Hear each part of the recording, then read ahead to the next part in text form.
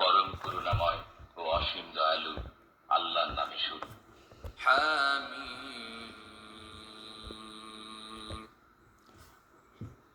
বিসমিল্লাহির রহমানির রহিম। আমি সূরা 46 নম্বর সূরা আহকাফ, এইটার আরবিটা থেকে আর বাংলাটা থেকে কিছু সঠিক বুঝটা বলবো।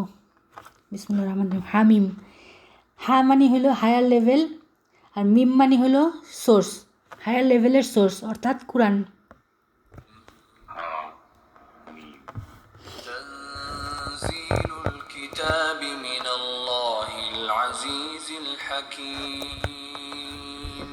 এই কিতাব পরাক্রমশালী প্রজ্ঞাময় আল্লাহর পক্ষ থেকে অবতীর্ণ। এই কিতাব মানে হলো আমরা যেটা দেখতেছি এই বইটা না, কিতাব মানে হলো কোরআনের সঠিক বুঝ। এই সঠিক বুঝটা পরাক্রমশালী প্রজ্ঞাময় আল্লাহর পক্ষ থেকে আসে। ما خلقنا السماوات والأرض وما بينهما إلا بالحق وأجل مسمى والذين كفروا عما أنذروا معرضون। নভমণ্ডল ও ভূমণ্ডল ও এতদুভয়ের মধ্যবর্তী সব কিছু আমি যথাযথভাবেই এবং নির্দিষ্ট সময়ের জন্য সৃষ্টি করেছি। আর কাফিররা যে বিষয়ে তাদেরকে সতর্ক করা হয়েছে তা থেকে মুখ ফিরিয়ে নেয়। নভমণ্ডল, ভূমণ্ডল ও এত দুভয়ের মধ্যবর্তী সব কিছু আমি যথাযথভাবে এবং নির্দিষ্ট সময়ের জন্যই সৃষ্টি করেছি। মানে হলো নভমণ্ডল, ভূমণ্ডল, এত মানে কোরআনটার উপর থেকে নিচ পর্যন্ত এত উভয় মানে 2 পৃষ্ঠা হইতে পারে বা উপর থেকে নিচ পর্যন্ত পুরোটাই, এর মধ্যবর্তী যা কিছু আছে সব কিছু আমি যথাযথভাবে সৃষ্টি করছি। মানে কোনোটা অসামঞ্জস্য নাই, মানে সব আমাদের জরুরি, অযথা কোনো কিছু বানায় নেই এবং নির্দিষ্ট সময়ের জন্য সৃষ্টি করছি। মানে হলো একটা নির্দিষ্ট সময় আছে, ওই সময় পরে এই কোরআনটা বদলা যাবে, আরেকটা রূপ নেবে, একটা নির্দিষ্ট সময় পরে আরেকটা রূপ নেবে এই কোরআনটা। আর কাফেররা যে বিষয়ে তাদেরকে সতর্ক করা হয়েছে তা থেকে মুখ ফিরিয়ে নেয়। মানে এই কোরআনের যে একটা নির্দিষ্ট টাইম আছে, আমরা যেটা দেখতেছি কোরআন বিধিবিধান সম্মিলিত একটা কোরআন দেখতেছি, এই কোরআনটা যখন রাসূল আসে তখন এটা থেকে রাসূলের মাধ্যমে আরেকটা কোরআন প্রকাশ পায়। আগে তখন ওইটা কাফেররা, যারা নাকি বিশ্বাস করে না তারা হলো কাফের, তাদেরকে আল্লাহ কাফের বলছে। আমরা যা কিছু দেখতেছি কোরআনে এখন এটা পুরাটা সম্পূর্ণটা চলে যাবে এবং একটা নতুন কোরআন আসবে রাসূলের মাধ্যমে, এটার মধ্যেই নতুন বুঝ আসবে, নতুন বোধ। কিন্তু কাফেরদেরকে যখন নতুন বোধটা দিয়ে সতর্ক করা হবে তখন ওরা ওইটা থেকে মুখ ফিরায় নেয়।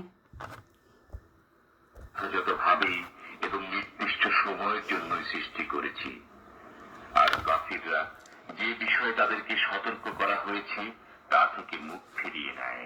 قل أرأيتم ما تدعون من دون الله أروني ماذا خلقوا من الأرض أم لهم شرك في السماوات ائتوني بكتاب من قبل هذا أو أثارة من علم إن كنتم صادقين।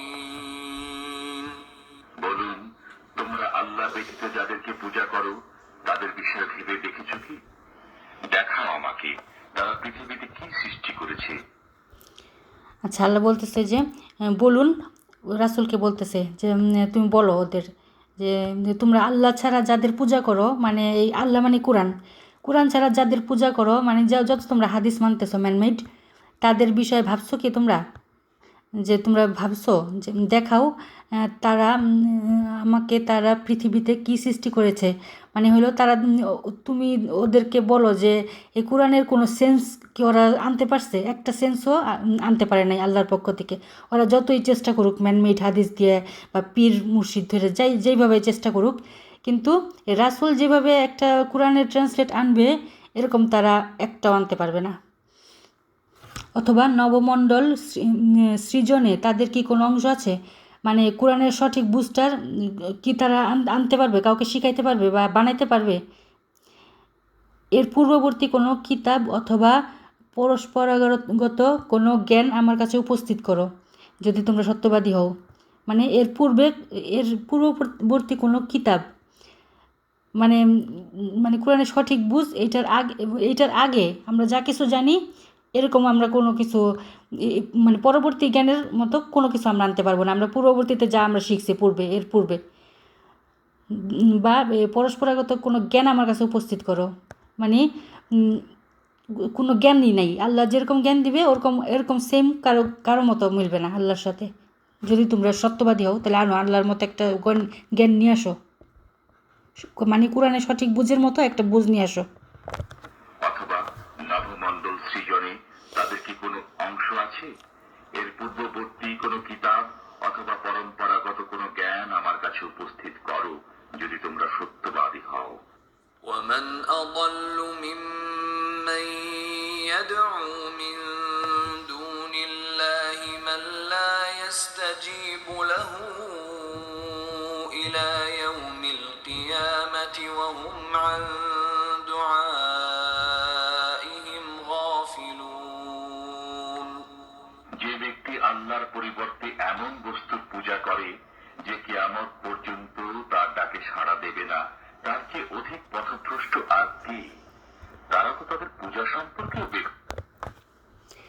যে ব্যক্তি আল্লাহর পরিবর্তে এমন বস্তুর পূজা করে যে কিয়ামত পর্যন্ত তার ডাকে সাড়া দিবে না, মানে হলো মানে আমরা আল্লাহর কোরআনটা বাদ দিয়ে আমরা যত কিছুকে ডাকতেছি, যত ইবাদত বন্দেগী করতেছি মানুষের বিধান অনুযায়ী, যে আমরা বুঝতেছি যে কোরআনে সব কিছু বলা নাই, আমরা মানুষের বিধানের মতো মানুষের থেকে বিধান নিয়ে আমরা এগুলো করি, কারণ কোরআনে সব নাই, পরিপূর্ণ না। হ্যাঁ, তো আল্লাহ বলতেছে যে কিয়ামত পর্যন্ত তার ডাকে সাড়া দিবে না, মানে কিয়ামত মানে হইলো যখন পর্যন্ত নাকি কোরআনের সঠিক জ্ঞানটা আসবে তখন ওইটা হলো কিয়ামত। কোরআনের সঠিক জ্ঞানটা যখন যার কাছে আসবে ওইটা হইলো তার কিয়ামত। কিয়ামত পর্যন্ত তার ডাকে সাড়া দিবে না, মানে ওই সঠিক জ্ঞানটা আসবে না। আমরা যাদের ডাকতেছি ওই সঠিক জ্ঞানটা কেউ দিতে পারবে না।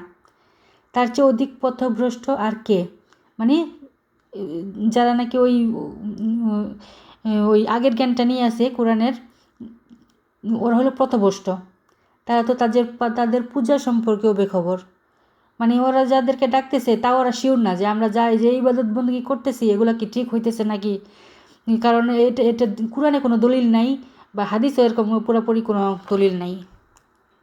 এই সম্বন্ধে তারা মানে সবাই আইডিয়ার উপর করতেছে ইবাদত বন্দেগী। وإذا حشر الناس كانوا لهم أعداء وكانوا بعبادتهم كافرين। যখন মানুষকে হাসরে একত্র করা হবে তখন তারা তাদের শত্রু হবে এবং তাদের ইবাদত অস্বীকার করবে। আচ্ছা, যখন মানুষকে হাসরে একত্রিত করা হবে, হাসর মানে হইলো কোরআনের সঠিক বুঝ। হাসর মানে তখন আর কোনো এতদিন আমরা কোরআনে যা যা কিছু দেখছি সব হাসরের ময়দান মানে কি সমতল একটা ময়দান, মানে কোরআনটা সমতল হয়ে যাবে। যখন সঠিক বুঝটা আসবে তখন কোরআনের যা কিছু ছিল এতদিন ওগুলো হলো সব নিঃশেষ হয়ে যাবে, সমতল হয়ে যাবে। তখন তারা তাদের শত্রু হবে, মানে যারা এতদিন যাদের কথা মতো তারা ইবাদত বন্দেগী করছে, এই কোরআনের বিধিবিধান মানছে, তখন শত্রু হবে ওরা, কারণ ওদের জন্য এতদিন খামাখা কষ্ট করছি, রিচুয়াল পালন করছি, বিভিন্ন বিধিবিধান মানছি না বুঝা, তাদের ইবাদত অস্বীকার করবে। মানে তাদের এখন যখন তার কাছে সঠিক বুঝটা আসবে তখন তাদেরকে অস্বীকার করবে এতদিন যাদেরকে মানছে।